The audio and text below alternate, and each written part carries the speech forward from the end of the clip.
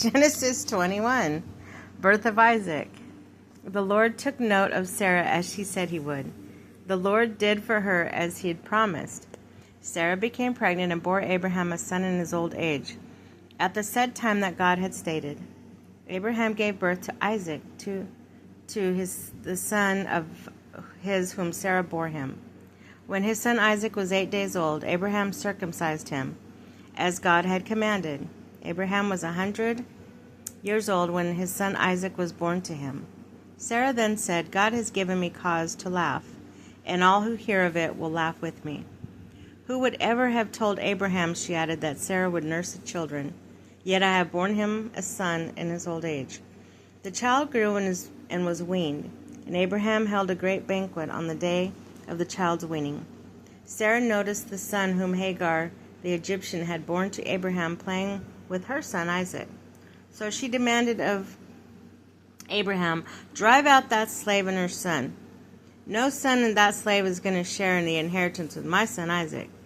Abraham was greatly distressed because it concerned a son of his. But God said to Abraham, do not be distressed about the boy or about your slave woman. Obey Sarah no matter what she asks of you. For it is through Isaac that descendants will bear your name. As for the son of the slave woman, I will make a nation of him also, since he is too young for your offspring.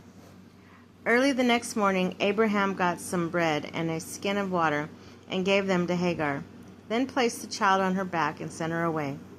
As she roamed aimlessly in the wilderness of Beersheba, the water in the skin was used up. So she put the child down under one of the bushes, and then went and sat down opposite him and about a bow shot away, for she said to herself, I cannot watch the child die. As she sat opposite of him, she wept loudly. And God heard the boy's voice, and God's angel called to Hagar from heaven. What is the matter, Hagar? Do not fear. God has heard the boy's voice in this plight of his. Get up, lift the boy, and hold him by the hand, for I will make of him a great nation. Then God opened her eyes, and she saw a well of water. She went and filled the skin with water, and then let the boy drink. God was with the boy as he grew up. He lived in the wilderness and became an expert bowman. He lived in the wilderness of Paran. His mother got a wife for him from the land of Egypt, the covenant at Beersheba. At that time, Abimelech, accompanied by Phicol, the commander of his army, said to Abraham, God is with you in everything you do.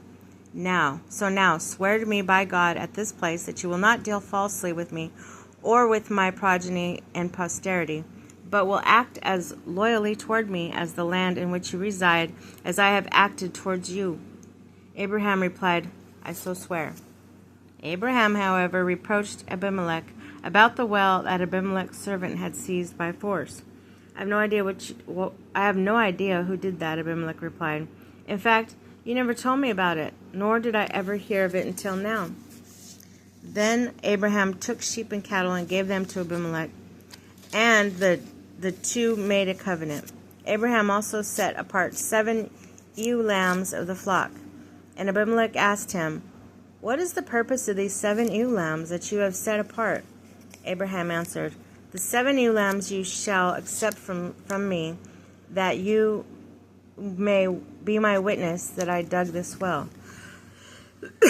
Excuse me. This is why this place is called Beersheba. The two of them took an oath there. When they had thus made a covenant in Beersheba, Abimelech, along with Phicol, the commander of his army, left to return to the land of the Philistines. Abraham planted a tamarisk at Beersheba, and there he invoked the name of the Lord, God the Eternal.